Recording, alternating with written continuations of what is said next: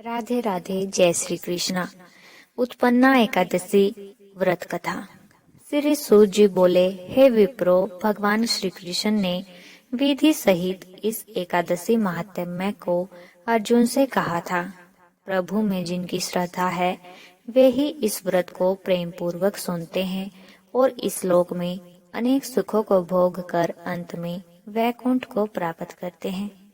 एक बार अर्जुन ने भगवान श्री कृष्ण से पूछा, हे जनार्दन, एकादशी व्रत की क्या महिमा है? इस व्रत को करने से कौन सा पुण्य मिलता है?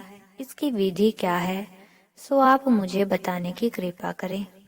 अर्जुन के ये वचन सुनकर भगवान श्री कृष्ण ने कहा, हे अर्जुन, सर्वप्रथम हेमंत ऋतु के मार्गशीर्ष माह में कृष्ण पक्ष की एकादशी का व्रत करना चाहिए। दशमी की संध्या को दातुन करनी चाहिए और रात्रि को भोजन नहीं करना चाहिए। एकादशी को प्रातः संकल्प नियम के अनुसार कार्य करना चाहिए। मध्याह्न को संकल्प पूर्वक स्नान करना चाहिए। स्नान से पूर्व शरीर पर मिट्टी का लेप लगाना चाहिए।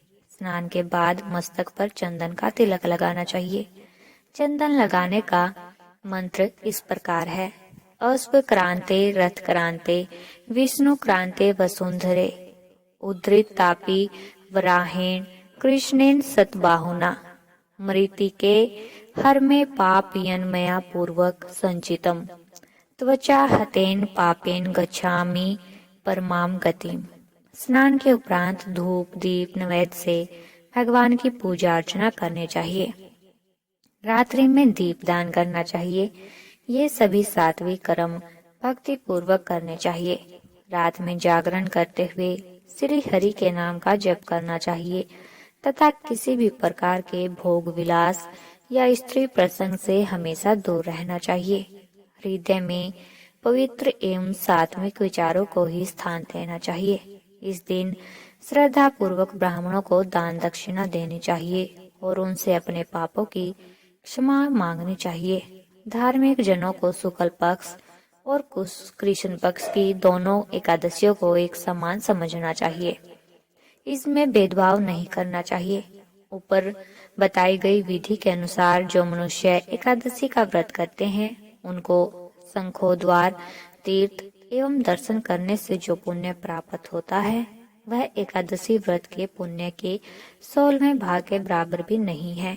हे अर्जुन, व्यतिपात योग में, संक्रांति में तथा सूर्य और चंद्र ग्रहण में दान देने से और कुरुक्षेत्र में स्नान करने से जो पुण्य प्राप्त होता है वही पुण्य मनुष्य को एकादशी का व्रत करने से प्राप्त होता है। हे कुंती पुत्र, जो फल वेद पाठी ब्राह्मणों को 1000 गोदान करने से प्राप्त होता है उससे 10 गुना अधिक पुण्य एकादशी का व्रत करने से मिलता है। 10 श्रेष्ठ ब्राह्मणों को भोजन कराने से जो पुण्य प्राप्त होता है वह एकादशी के पुण्य के 10वें भाग के बराबर होता है। निर्जल व्रत करने का आधा फल एक बार भोजन करने के बराबर होता है। अतः एकादशी का व्रत करने पर ही यज्ञ दान तप आदि मिलते हैं, अन्यथा नहीं। अतः एकादशी का व्रत अवश्य करना चाहिए। इस एकादशी के व्रत में शंख से जल नहीं पीना चाहिए। मांसाहार तथा अन्य निरामिष आहार का एकादशी के व्रत में सर्वथा निषेध है। एकादशी व्रत का फल 1000 यज्ञों से भी ज्यादा होता है। भगवान श्री कृष्ण के वचन सुन अर्जुन ने कहा, हे प्रभु, आपने इस एकादशी व्रत के पुण्य को अनेक तीर्थों के पुण्य से श्रेष्ठ तथा पवित्र क्यों बतलाया है? कृपा करके यह सब आप विस्तार पूर्वक कहिए। श्री कृष्ण बोले, हे पार्थ, सतयुग में एक महाभयंकर दैत्य हुआ था। उसका नाम मूर्ख था। उस दैत्य ने इंद्र आदि देवताओं पर विजय प्राप्त कर उन्हें उनके पद से हटा दिया। तब इंद्र ने भगवान शंकर से प्रार्थना की कि हे भोलेनाथ, हम सब देवता मूर्ख दैत्य के अत्याचारों से दुखी होकर मृत्यु लोक में अपना जीवन व्यतीत कर रहे हैं। राक्षसों के भय से हम बहुत दुख और कष्ट भोग रहे हैं। मैं स्वयं बहुत दुखी और भयभीत हूँ। अन्य देवताओं की तो बात ही क्या है। अतः हे कैलाशपति, कृपा कर आप मूर दैत्य के अत्याचार से बचने का उपाय बतलाइए।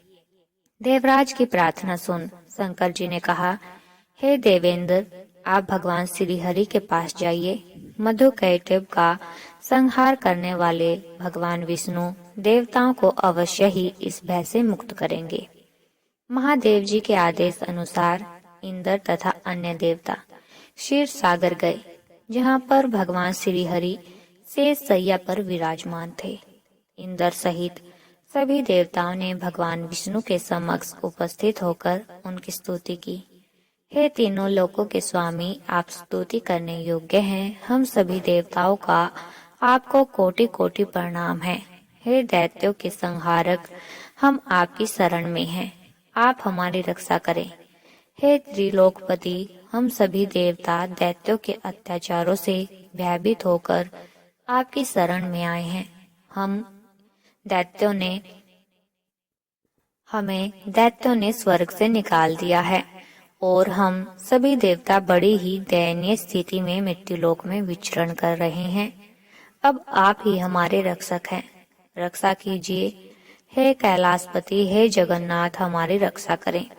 देवताओं की करुण पुकार सुनकर भगवान श्री हरि बोले, हे देवगणों, वह कौन सा दैत्य है जिसने देवताओं को जीत लिया है? आप सभी देवगण किसके भय से पृथ्वीलोक में भटक रहे हैं? क्या वह दैत्य इतना बलवान है जिसने इंद्र सहित सभी देवताओं को जीत लिया है? तुम निर्भय होकर मुझे सब हाल बताओ। भगवान विष्णु ने इन स्नेहमयी वचनों को सुनकर देवेंद्र ने कहा, हे प्रभु, प्राचीन काल में ब्रह्मा वंश में उत्पन्न हुआ नाड़ी जंगम नाम का एक असुर था, जिसका मूर नामक एक पुत्र है, जो चंद्रवती नामक नगरी में निवास करता है, जिसने अपने बल से मृत्युलोक और देवलोक को जीत लिया है और सब देवताओं को देवलोक से निकालकर अपने दैत्य कुल के असुरों को इंद्र, अग्नि, यम, वरुण, चंद्रमा आदि लोकपाल बना लिया है। वह स्वयं सूर्य बनकर पृथ्वी को तापता है और स्वयं मेघ बनकर जल की वर्षा करता है। अतः आप इस बलशाली भयानक असुर का संहार करके देवताओं की रक्षा करें। देवेंद्र के मुख से ऐसे वचन सुन भगवान विष्णु बोले, हे देवताओं, मैं आपके शत्रु का शीघ्र ही संहार करूंगा। आप सब इसी समय मेरे साथ चंद्रवती नगरी चलिए। देवताओं की पुकार पर भगवान विष्णु तुरंत ही उनके साथ चल दिए। उधर दैत्य राज मूर ने अपने तेज से जान लिया था कि श्री विष्णु युद्ध की इच्छा से उसकी राजधानी की तरफ आ रहे हैं। अतः अपने राक्षस योद्धाओं के साथ वह भी युद्ध भूमि में आकर गर्जने लगा। देखते ही देखते युद्ध शुरू हो गया। युद्ध शुरू होने पर अनगिनत असुर अनेक अस्त्रों शस्त्रों को धारण कर देवताओं से युद्ध करने लगे, किंतु देवता तो पहले ही डरे हुए थे। वह अधिक देर तक राक्षसों का सामना न कर सके और भाग गए। तब भगवान विष्णु स्वयं युद्ध भूमि में आ गए। दैत्य पहले से भी ज्यादा जोश में भरकर भगवान विष्णु से युद्ध करने लगे। वे अपने अस्त्र शस्त्रों से उन पर भयानक प्रहार करने लगे। दैत्यों के आक्रमण वारों को श्री विष्णु अपने चक्र और गदा के प्रहारों से नष्ट करने लगे। इस युद्ध में अनेक दैत्य सदा के लिए मृत्यु की गोद में समा गए, किंतु दैत्य राजमूर भगवान विष्णु के साथ निश्चल भाव से युद्ध करता रहा। उसका तो जैसे अभी बाल भी बांका नहीं हुआ था। वह बिना डरे युद्ध कर रहा था। भगवान विष्णु मूर को मारने के लिए जिन जिन शस्त्रों का प्रयोग करते, वे सब उसके तेज से नष्ट होकर उस पर पुष्पों के समान गिरने लगते। अनेक अस्त्रों शस्त्रों का प्रयोग करने पर भी भगवान विष्णु उससे जीत न सके। तब वे आपस में मल्ल युद्ध करने लगे। भगवान श्री हरि उस असुर से देवताओं के लिए सहस्त्र वर्ष तक युद्ध करते रहे, किंतु उस असुर से जीत न सके। अंत में भगवान विष्णु शांत होकर विश्राम करने की इच्छा से बद्रिकाश्रम स्थित 38 कोस लंबी एक द्वार वाली हेमवती नाम की एक गुफा में प्रवेश कर गए। हे अर्जुन, उस गुफा में प्रभु ने शयन किया। भगवान विष्णु के पीछे पीछे वह दैत्य भी चला आया था। भगवान श्री हरि को सोता देखकर वह उन्हें मारने को तैयार हो गया। वह सोच रहा था कि मैं आज अपने चिर शत्रु को मारकर हमेशा हमेशा के लिए निष्कंटक हो जाऊंगा, परंतु उसकी यह इच्छा पूर्ण न हो सकी, क्योंकि उसी समय भगवान विष्णु की देह से दिव्य वस्त्र धारण किए एक अत्यंत मोहिनी कन्या उत्पन्न हुई और राक्षस को ललकार कर उससे युद्ध करने लगी। उस कन्या को देखकर राक्षस को घोर आश्चर्य हुआ और वह सोचने लगा कि यह ऐसी दिव्य कन्या कहाँ से उत्पन्न हुई, और फिर वह असुर उस कन्या से लगातार युद्ध करता रहा। कुछ समय बीतने पर उस कन्या ने क्रोध में आकर उस दैत्य के अस्त्र शस्त्रों के टुकड़े टुकड़े कर दिए, उसका रथ तोड़ डाला। अब तो उस दैत्य को बड़ा ही क्रोध आया और वह सारी मर्यादाएं भंग करके उस कन्या से मल्ल युद्ध करने लगा। उस तेजस्वी कन्या ने उसको धक्का मारकर मूर्छित कर दिया और उसकी मूर्छा टूटने से पूर्व ही उसका सिर काटकर धड़ से अलग कर दिया। सिर कटते ही वह असुर पृथ्वी पर गिरकर मृत्यु को प्राप्त हुआ। बाकी बचे असुर अपने राजा का ऐसा दुखद अंत देखकर भयभीत होकर पाताल लोक में भाग गए। भगवान विष्णु जब निद्रा से जागे तो उस असुर को मरा देखकर उन्हें घोर आश्चर्य हुआ और वे सोचने लगे कि इस महाबली को किसने मारा है।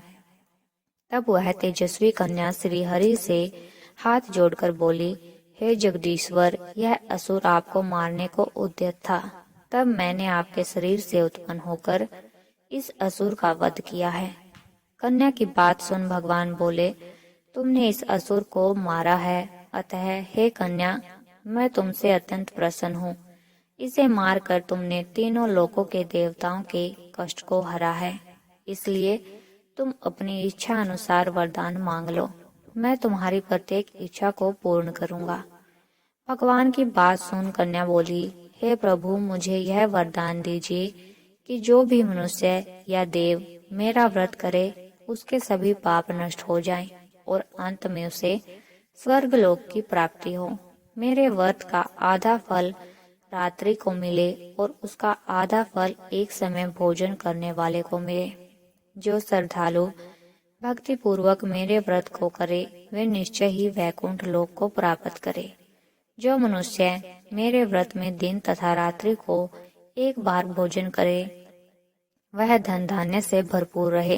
कृपया करके मुझे ऐसा वरदान दीजिए। भगवान श्री हरि ने कहा, हे कन्या, ऐसा ही होगा। मेरे और तुम्हारे भक्त एक ही होंगे और अंत में संसार में प्रसिद्धि को प्राप्त होकर मेरे लोक को प्राप्त करेंगे।